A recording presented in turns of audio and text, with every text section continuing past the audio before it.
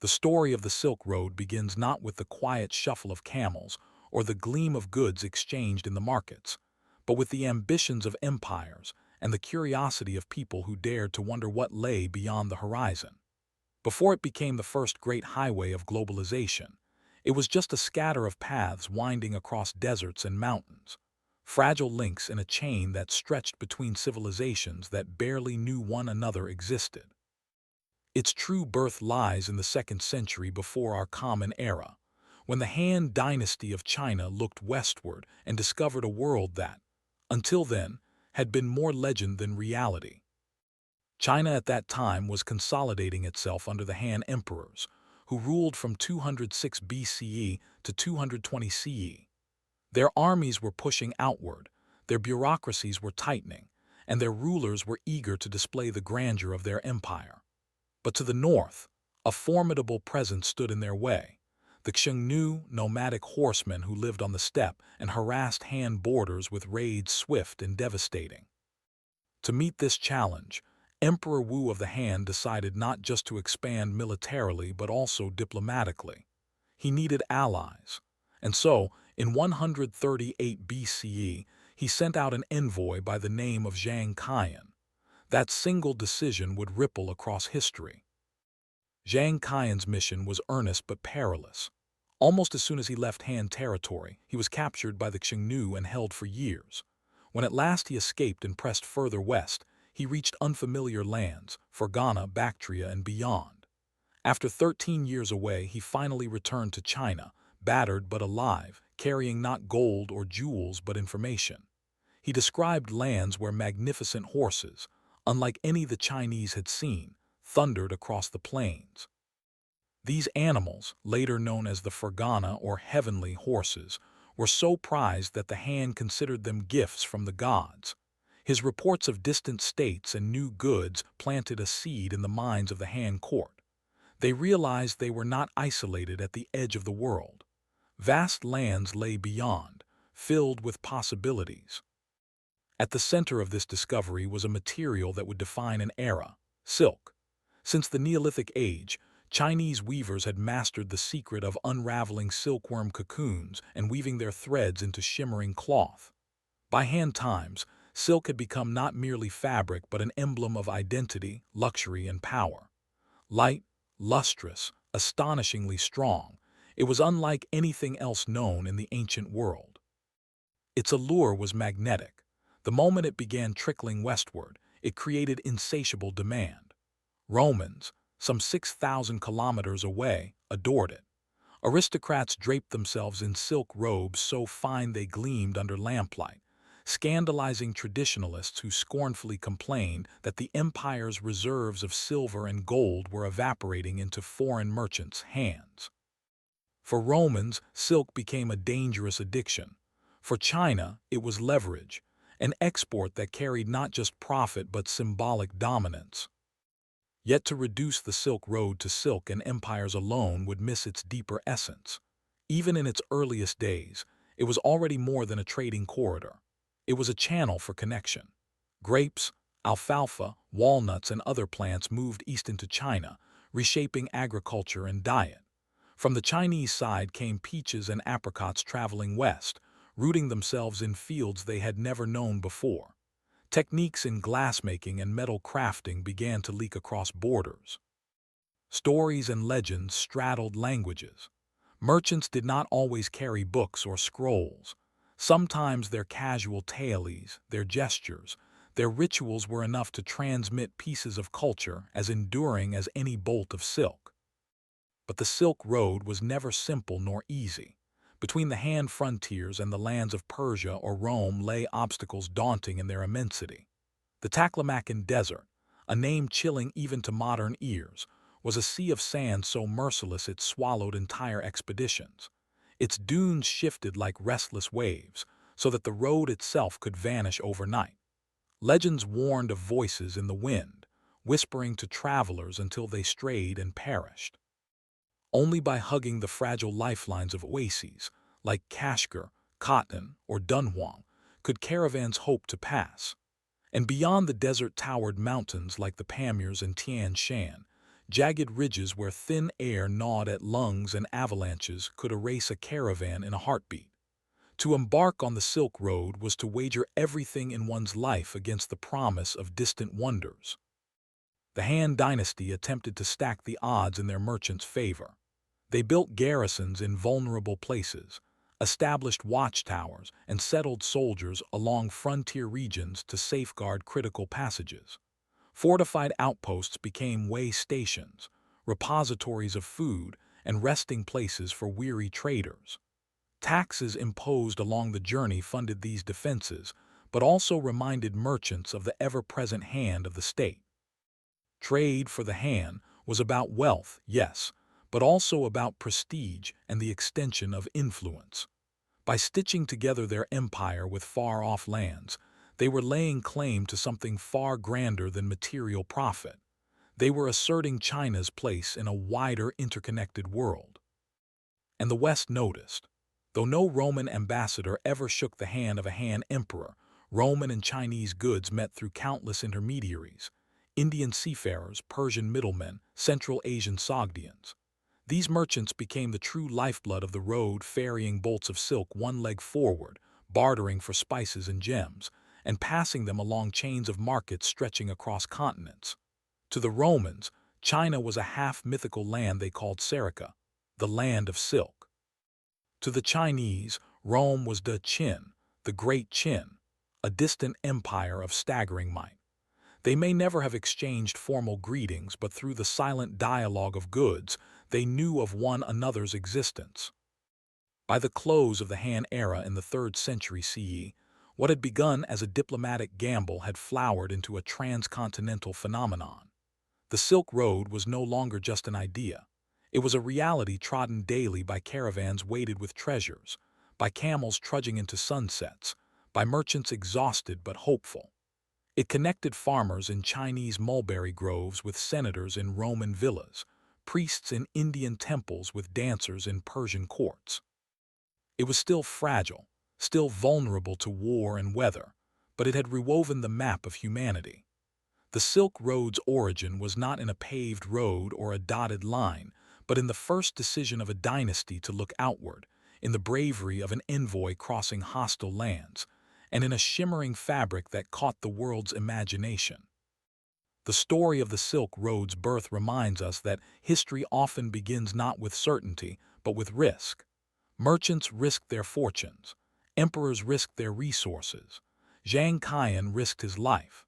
Out of their combined wagers came a fragile network that would grow into humanity's first great experiment in globalization. When the first caravans battered through deserts to deliver bolts of fabric and vials of precious stone, they were doing much more than trading. They were threading the world into a single, fragile garment. When people think of the Silk Road, visions of camels kicking up dust across the desert inevitably come to mind. But what they carried on their laden backs was just as important as the path itself.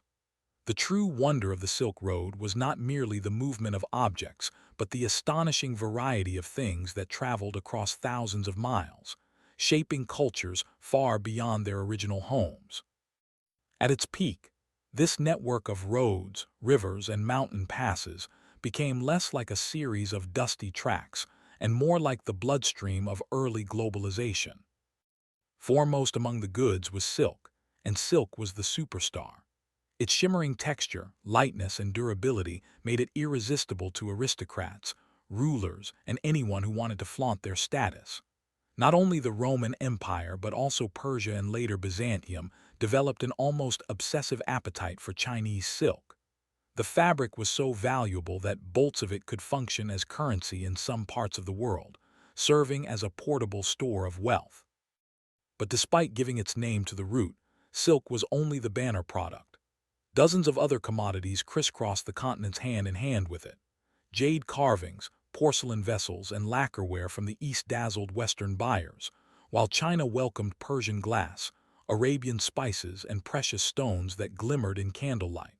From India came ivory carvings, pepper, and cotton textiles, while intricate steel blades made in Damascus found their way into Eastern hands. Spices were another prize of the journey. For people in antiquity, Spices did more than simply flavor their food. They preserved meat, covered the taste of food stored too long, and in some cultures played vital roles in medicine and even religious ritual. Cinnamon, saffron, cardamom, and cloves seemed like little flakes of magic to consumers who encountered them for the first time, often paying extortionately high prices to bring them home. Alongside aromatics came fragrances, incense and myrrh used in worship, trading hands from Arabian deserts to Chinese temples. What the Silk Road really created was a smorgasbord of tantalizing novelties that reshaped diets, wardrobes, and rituals all the way from the Pacific to the Mediterranean. But material goods were only half the story. Ideas also had legs, and they didn't just walk, they galloped. One of the most transformative travelers along these routes was Buddhism. Originating in India, Buddhism began to trickle eastward in the early centuries of the Silk Road, carried by missionaries, monks, and merchants who doubled as cultural ambassadors. Along the route, Buddhist monasteries sprouted up like way stations, offering safety, hospitality, and spiritual solace for travelers. In murals painted on cave walls in Dunhuang and throughout Central Asia, we can still see the imprint of this migration. Indian styles blending into Chinese brushwork, Persian patterns mingling with sacred iconography. Over centuries, Buddhism became deeply entrenched in East Asia, forever altering its philosophy, art, and moral landscapes. And Buddhism wasn't alone. Christianity, particularly the Nestorian branch, meandered along the same roads, planting churches in unlikely places and creating enduring, if often overlooked, communities. Later, Islam spread along the arteries of Central Asia, following caravans and merchants into markets and introducing not only religious faith, but also Arabic mathematics, astronomy, and medicine. In many ways, traders were inadvertent messengers. A merchant selling silk could just as easily carry a scroll with geometric patterns, maps, or fragments of poetry, introducing entirely new intellectual currents to distant regions. Technology didn't stay put either. The Chinese invention of paper is perhaps the clearest example. By the 7th and 8th centuries, paper was making its way west, carried along Silk Road networks. Eventually, the secrets of papermaking reached the Middle East and Europe, igniting revolutions in record-keeping, literature, and scholarship. The ripple of this single invention is hard to exaggerate. Without it, universities and printing presses might have developed centuries later. Similarly, techniques in glassmaking, metalwork, weaving, and engineering trickled along the route. The Silk Road acted like a relay race of human ingenuity, each handoff passing knowledge that no one empire could contain. Even food, the most intimate of cultural markers, couldn't resist the pull of the Silk Road. Fruits and crops traded places with astonishing effect. China received grapes, pomegranates, and alfalfa from Central Asia, while peaches and apricots made the reverse journey. Walnuts, cucumbers, and certain spices changed cuisines far from their homelands.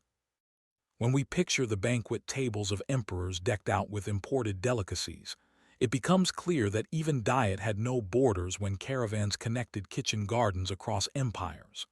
Something as simple as the noodle expanded outward and collided with similar inventions elsewhere, sparking delicious debates still alive today about whether pasta is Chinese, Italian, or, in truth, the child of both. Diseases, unfortunately, also joined this microscopic voyage, spreading along with grains, spices, and livestock, reminding us that the Silk Road's exchanges came with risks as well as delights. One of the reasons these exchanges thrived is because markets were not simply places to swap goods. They were theaters of human diversity. Wander through Samarkand at the height of its influence and you might hear a chorus of Sogdian, Persian, Arabic, Sanskrit, Turkic, and Chinese all bouncing between stalls. A rug merchant might haggle with a buyer using gestures more than words. A glassware dealer might suddenly be exposed to a new motif and carry it back home to inspire a workshop half a continent away. Out of this chaos came creativity and hybridization. An artifact excavated in one city might bear the hallmarks of 5 different cultures layered on top of one another like palimpsests, each one adding its contribution invisibly but enduringly. The Silk Road did not so much blend cultures into a single sameness, as it wove them into a tapestry dense with variation. It is startling to realize how much our modern world echoes those ancient interactions. Instagram-worthy fusion foods, global fashion trends, and even the philosophical mash-ups of East meeting West all feel like innovations of modern travel. Yet the Silk Road was living proof that people have always been restless travelers, always eager to sell, borrow, and borrow again. If globalization is often imagined as a 20th century phenomenon spurred by airplanes and the internet, the reality is that its embryo was carried on camelback 2,000 years ago through dusty valleys and wind-scarred passes. The goods of the Silk Road were never static trinkets or curiosities. They became enduring parts of societies, changing palates, rituals, wardrobes, and intellectual horizons. The Silk Road was not just commerce. It was a cultural alchemy lab. Rare stones and fabrics may shimmer lustrously in museums today, but the real magic lies in how deeply these exchanges infiltrated the everyday lives of countless people. A soldier returning from a campaign wearing a foreign amulet, a merchant seasoning his stew with imported spice, or a farmer planting a fruit tree that his ancestors had never seen. These small, ordinary moments represented the extraordinary bonds of a newly interconnected world. When we imagine the Silk Road, rows of exotic goods shimmer in bazaars and glint in torchlight. But before they dazzled kings and emperors, they had to survive the long trek across mountains, deserts, and grasslands. And that journey, arduous, dusty, and perilous, was its own epic tale. The Silk Road was forged not only by dynasties and emperors, but by the men, women, and animals who waded through hardship with every step. The reality of caravan life was less glamorous than the treasures it produced. It was slow, dangerous, and back-breaking, and yet every load of silk or spice that reached a distant palace testified to extraordinary resilience. Most caravans were built around camels, often called the ships of the desert, and for good reason. With their ability to carry hundreds of pounds, endure long stretches without water, and tolerate brutal heat, camels were the engines of the Silk Road. Their wide, padded feet allowed them to plod over shifting sands without sinking, and their nostrils could close against stinging storms. There were actually 2 main stars of this trade: the Arabian dromedary, a single-humped desert runner suited for Middle Eastern expanses, and the woollier, double-humped Bactrian, bred in Central Asia for colder climates and mountainous routes. The steady plod of these animals was the soundtrack of the Silk Road. Camels weren't the only beasts in service, however. Horses and donkeys were often employed for shorter segments, though none matched the range of their humped counterparts. Caravans usually traveled in numbers for safety. A merchant rarely set off alone. Dozens, sometimes hundreds of men, animals, and carts would string out in long file across the sand. Safety in numbers was everything. Bandits haunted the Silk Road, particularly in borderlands or desert fringes where imperial patrols were sparse. Traveling together gave caravans strength, not just in defense but in morale. Nights around shared campfires brought stories in many tongues, from Sogdian traders reciting poetry to Persian jewelers swapping tales of faraway cities they dreamed of reaching. The Silk Road wasn't only a passage of goods. It was a stage where cultures literally camped side by side. The rhythm of travel was patient. A day on the road typically began before dawn. Merchants would rouse their beasts, pack their goods, bolts of silk carefully protected from sand and damp, jars of spices sealed with wax, and trudge onward to the next safe stop. Roads weren't really continuous threads but strings of beads, each bead a caravanserai or market town. Caravanserais, massive roadside inns, were life-saving way stations every 20 to 30 miles, especially across Persia and Central Asia. These complexes offered shelter within their fortified walls, stables for weary animals, and fresh water from wells or cisterns. Imagine a vast courtyard buzzing with the sounds of languages clashing and diners slurping foreign stews under oil lamps, while camels snorted outside. Caravanserais weren't just resting places. They were microcosms of the Silk Road, each one a miniature hub of cultural exchange and gossip. Yet even with such refuges, the journey was punishing. Crossing the Taklamakan Desert with its eerie nickname, the Desert of Death, was an ordeal no one took lightly. Legends whispered of cities swallowed whole by dunes, their towers buried until only silence remained. Temperatures there could scorch by day and freeze by night, with sandstorms that blinded and suffocated. Merchants clung to established routes tracing oases, lifelines of green and water scattered like stars across the blank expanse. Mountains posed their own miseries. The Tian Shan and Pamir stood like stone walls, forcing caravans along treacherous passes at altitudes where breath froze on mustaches and frostbite gnawed at flesh. Avalanches and landslides claimed lives quickly. It required grit, not just goods, to make the journey. The merchants themselves were a varied lot. Some were wealthy enough to finance entire trains of animals, while others were small-scale peddlers hitching their wagons to larger groups for protection. Many were middlemen. The Sogdians, in particular, became famous as indispensable brokers of Silk Road trade. These Iranian-speaking traders of Central Asia cultivated far-flung networks that spanned east and west. Multilingual and adaptive, they carried not only goods but cultural fluency, translating scripts and customs as deftly as contracts. Religious figures were also part of the flow. Buddhist monks made pilgrimages westward to Indian holy sites, while returning east to bring sacred texts with them. Missionaries of different faiths often happened to travel alongside spice merchants, their presence reminding everyone how interconnected spiritual life had become with commerce. Personal accounts, though rare, bring flashes of humanity into focus. The Chinese monk Xuanzang, who in the 7th century journeyed west to India in search of authentic scriptures, described harrowing nights in the desert and narrow escapes from starvation. Another traveler, the Venetian Marco Polo centuries later, recorded the bustling realities of markets, fortresses, and vast cities he encountered under Mongol rule. Their testimonies may be laden with exaggerations, but they still reveal the awe and dangers that defined life on the road. For every lucky return, countless nameless merchants perished. It was not unusual for parts of caravans to vanish entirely, especially groups that strayed from safe paths or gambled on shortcuts. The Silk Road was as treacherous as it was lucrative. And yet, the road's hardships bound people together. In absence of modern conveniences, hospitality became an unwritten law. Locals along the way often served as guides, interpreters, or suppliers of food and water.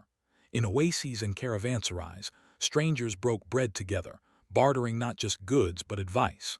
Which pass was safest this year? Which river crossing had collapsed in flood? These exchanges of knowledge forged a survival network more important than any single caravan. The atmosphere must have been one of both suspicion and solidarity. Suspicion because of the constant threat of theft.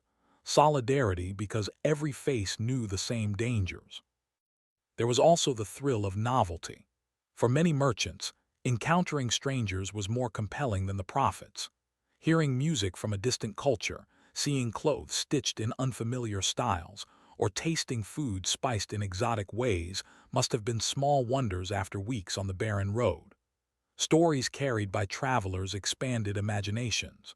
Rumors of cities paved in marble, seas that never froze, lands where the sun set differently.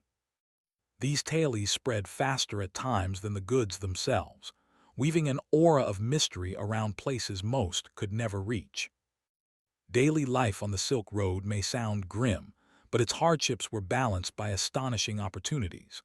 A trader who succeeded in crossing deserts and mountains could sell a load of silk or pepper for profits unimaginable back home.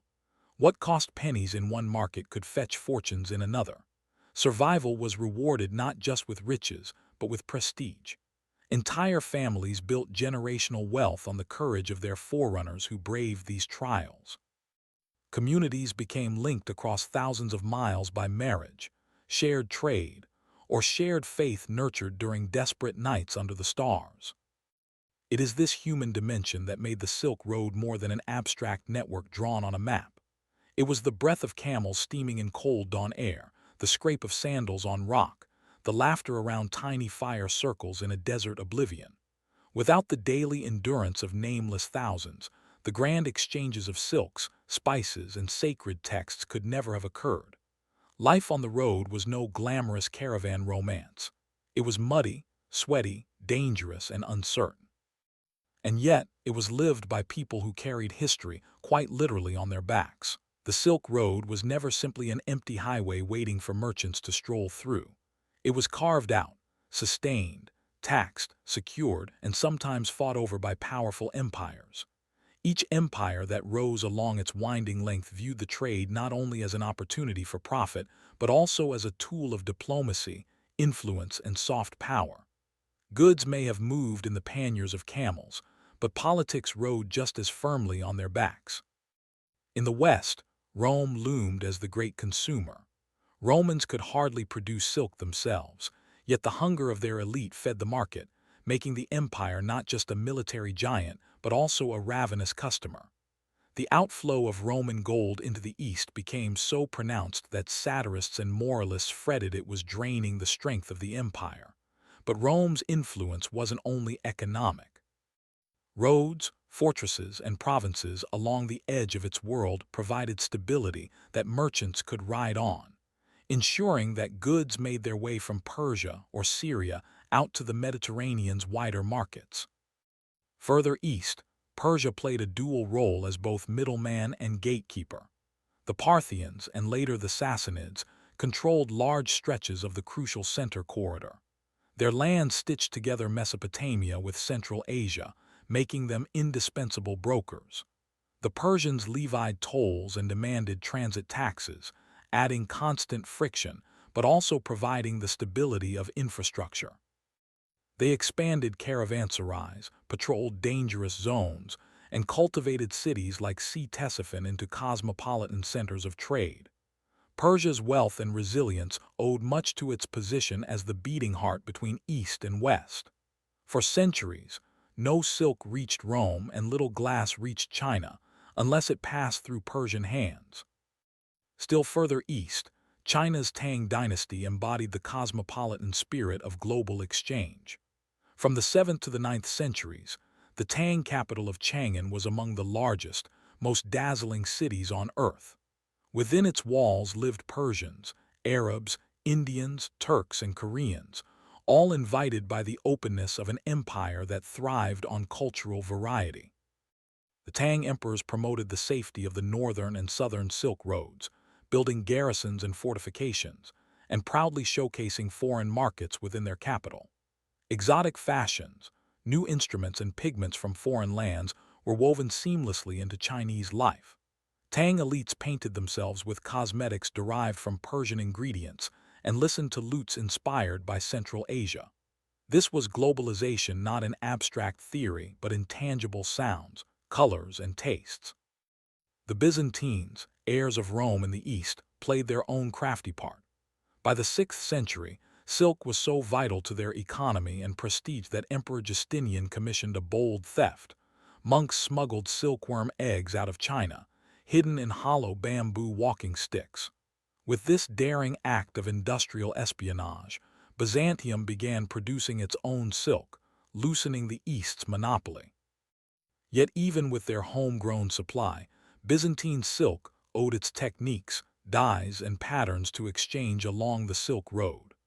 This cat-and-mouse game of copying and adapting underscored how empires competed not only for territory, but also for industrial secrets. The tug-of-war over the Silk Road wasn't always peaceful. Wars were often fought over crucial bottlenecks. Control of an oasis town or mountain pass could strangle or unleash caravans. Armies marched, not just to conquer lands, but to open or choke trade.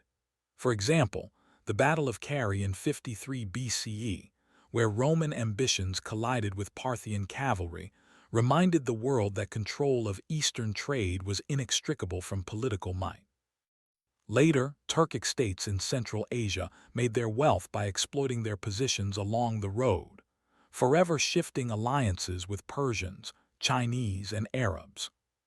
The economic impact on these empires was enormous. Trade enriched treasuries, but it also reshaped societies. Markets crackled with energy as foreign goods became ordinary.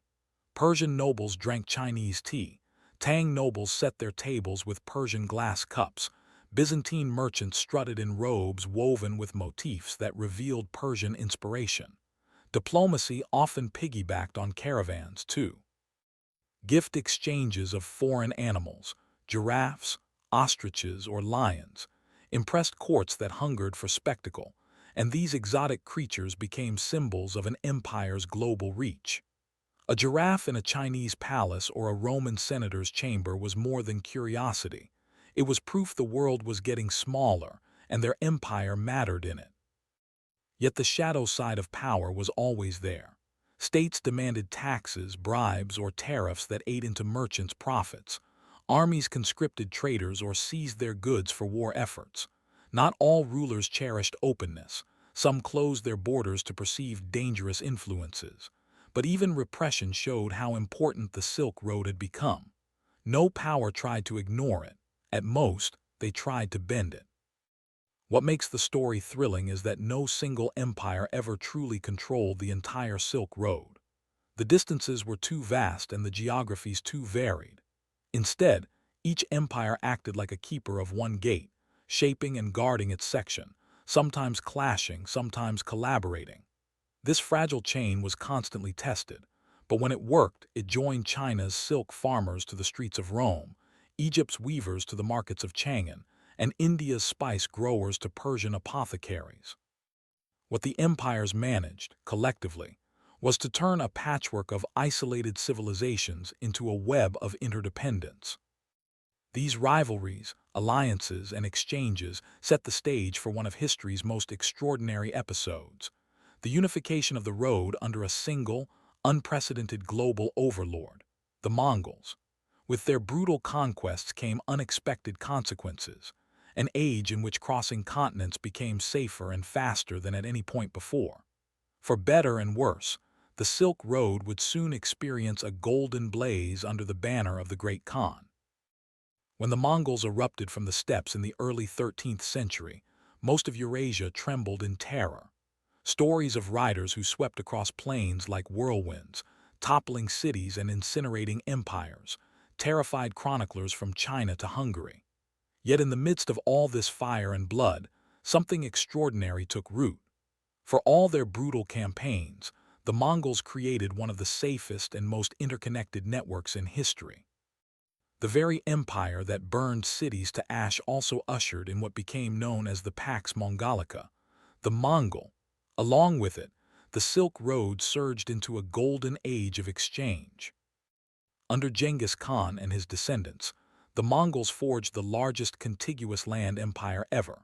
From the Yellow Sea to the heart of Europe, their banners eventually stretched across some 24 million square kilometers. No dynasty before them had achieved anything on this scale. By uniting the fractured lands of Central Asia, Persia, parts of the Middle East, and China, they brought under one authority regions that had long been divided by borders, rivalries, and skirmishes. Suddenly, vast swaths of the Silk Road lay under a single ruler's control.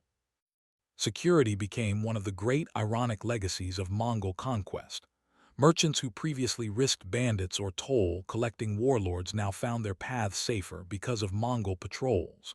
The empire understood well that commerce meant taxes, and taxes meant wealth. Genghis Khan himself issued edicts promising protection for trade caravans, and throughout the 13th and 14th centuries, the sight of armed guard units escorting merchants was common. What had been a gauntlet through deserts and passes became, by the standards of the time, shockingly navigable under Mongol watch. It was this climate of stability that allowed legendary travelers to make their mark.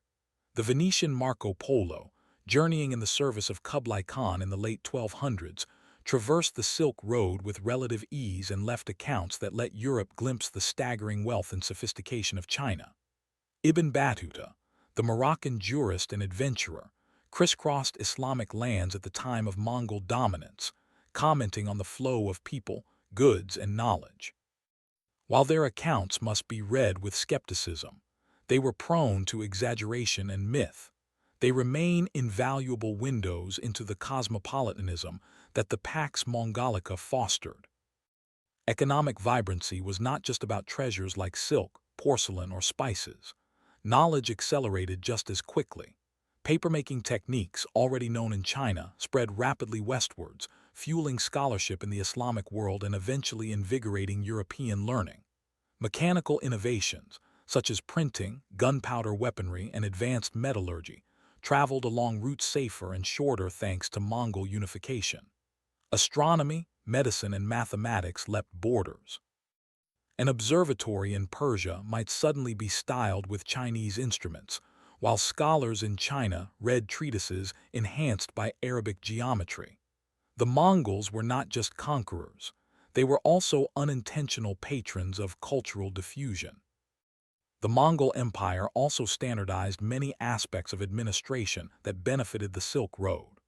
They organized an extensive relay system of posts and stations known as the Yam. Riders could gallop between stations, exchanging horses to deliver messages and goods at unprecedented speeds. This postal system was so effective that information could travel from one side of the empire to the other in mere weeks, a blink by medieval standards. Merchants benefited immensely from this infrastructure, as goods and news could pass much more efficiently from your caravan to the next bustling hub. Try to imagine it. Where once half a dozen borders slowed traders with different taxes, scripts, and weights, the Mongols integrated regions with a single overarching authority. And still, the picture wasn't all rosy. The same connectivity that allowed wisdom and luxury goods to race across continents unwittingly spread death. The Black Death, the bubonic plague, is believed by many historians to have exploited the veins of the Silk Road and Mongol trade routes in the mid-14th century. Beginning in Central Asia, devastating outbreaks began creeping east and west, carried by fleas on rodents hitching rides in merchant carts or ships. By the time it reached Europe, the plague had killed tens of millions, reshaping demography, religion, economics, and psychology in ways unforgettable. Globalization had a dark side, and the Silk Road in the time of the Mongols revealed it starkly. Still, within that darkness lay undeniable evidence of just how connected the world had become. Exotic animals crossed paths in dazzling displays at courts: lions from Africa, camels from Central Asia, giraffes gifted as diplomatic wonders. Foods migrated faster, techniques in textile dyeing burst with hybrid patterns, and rare pigments like ultramarine from Afghanistan spread into the palettes of European artists. In the Mongol age, a painter in Florence might unknowingly owe part of his work's vibrancy to a mine exploited under Mongol control thousands of miles away. Such is the quiet magic of exchange that went unnoticed but changed art history forever. The Mongols' embrace of religious pluralism also lubricated Silk Road life. Genghis Khan and his successors commanded allegiance from Buddhist monks, Muslim imams, Nestorian Christian priests, and shamans alike. Rather than suppressing diversity outright, they often harnessed it, allowing many religions to thrive. This tolerance added yet another cushion for cultural movement, reassuring clerics and pilgrims who joined caravans that they too could traverse the empire without fear of persecution, at least most of the time. What makes this moment of history remarkable is its sheer paradox. The Mongols were conquerors unrivaled in ferocity, remembered as razers of cities and slaughterers of millions. Yet from the ashes of their campaigns, a peace of sorts spread, knitting together lands that had always been dangerous to cross. Knowledge, trade, and cultures piggybacked on Mongol horses, and for a flickering century or two, Eurasia felt smaller than ever before. If earlier parts of the Silk Road were fragile chains of exchange, the Pax Mongolica was a sturdy rope. It could not last, of course. Empires eventually fragmented, internal rivalries splintered Mongol unity, and new powers rose to contest the routes. But during this extraordinary period, the Silk Road was not just an artery of trade. It was the spine of a unified supercontinent, a path on which the world itself took its first bold steps toward becoming one. For centuries, the Silk Road had been the lifeline of civilization scattered across the edges of Eurasia. Through deserts, mountains, and steppe, it carried fabrics, spices, ideas, and dreams. But like all human creations, it was vulnerable to shifting climates, political upheavals, and the relentless invention of faster, cheaper alternatives. By the late Middle Ages, the grand artery that once pulsed with so much life began to narrow and wither. The fall of the Silk Road was not a sudden collapse, but a long fading, like an old caravan torch sputtering against the wind. The Mongol centuries, though extraordinary for commerce, planted seeds of fragility. When the sprawling empire fractured in the late 14th century, its unity dissolved into rival khanates. Formerly safe routes became contested territories. Petty rulers again harassed caravans with tolls or violence. Traders who once glided through on Mongol passes now found themselves negotiating a patchwork of quarrelsome states, all of them eager to take their piece of the merchant's purse. Meanwhile, the Black Death had already scarred the psyche of Eurasia. Entire stretches of the route lost population, leaving towns abandoned and markets shriveled. Merchants began weighing the dangers more heavily against the profits. Another juggernaut appeared on the horizon, reshaping the map: the Ottoman Empire. By the 15th century, the Ottomans had consolidated vast lands straddling the eastern Mediterranean and much of the Levant. Their dominance of crucial passages effectively gave them the keys to the western ends of the Silk Road. They taxed heavily, monopolized ports, and sometimes deliberately squeezed the flow of goods to assert their political leverage. To European kingdoms desperate for Eastern spices, fabrics, incense, and dyes, Ottoman control became a chokehold. Luxury goods grew scandalously expensive, available only to the wealthiest elite. For rising powers like Portugal and Spain, the calculation was clear. If caravans were too costly and unreliable, why not find another way entirely? The Silk Road, unintentionally, nudged Europe toward the sea. And there the ships waited. By the late 15th century, technological advances in navigation, shipbuilding, and cartography combined with hungry ambition. Mariners like Vasco da Gama and Christopher Columbus were propelled by the desire to bypass the caravan intermediaries once and for all. When da Gama successfully reached India by rounding the Cape of Good Hope, and when Columbus stumbled into the Americas searching for a westward route to Asia, the Silk Road's supremacy was shattered. Sea lanes simply made more sense. A single ship could carry the cargoes of entire caravans for a fraction of the cost, and though sailors battled storms and pirates, the risks often seemed less daunting than endless deserts and mountain passes. This maritime revolution did not erase the Silk Road overnight. Many caravans still trudged along internal routes, feeding local bazaars and cities. Central Asia still depended on its oases, its fortified towns, its cultural crossroads. But the spotlight of global trade shifted hard to the oceans. Lisbon, Seville, and eventually London became the buzzing nodes of exchange, while cities like Samarkand and Kashgar receded from global prominence. It was as though the stage lights had dimmed on one theater, while another was lit far across the world. Yet decline was not destruction.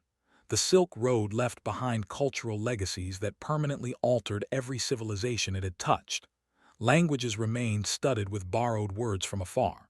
Food cultures had been permanently hybridized: pasta, noodles, spices, teas, all with tangled ancestries through caravans. Religions such as Buddhism carried along these pathways continued to flourish across East Asia, rooted deeply into local soil. Even art styles bore the fingerprints of Persian geometry, Indian iconography, and Chinese brushwork, all fused into new creative forms. The road's decline as a trade network did not erase the fact that it had redrawn the canvas of civilizations. If anything, the ghost of the Silk Road never stopped haunting global imagination. European colonial powers, spreading their sails across the seas, obsessed with spice routes, and East Indies trade, owed their ambitions to centuries of Silk Road desire.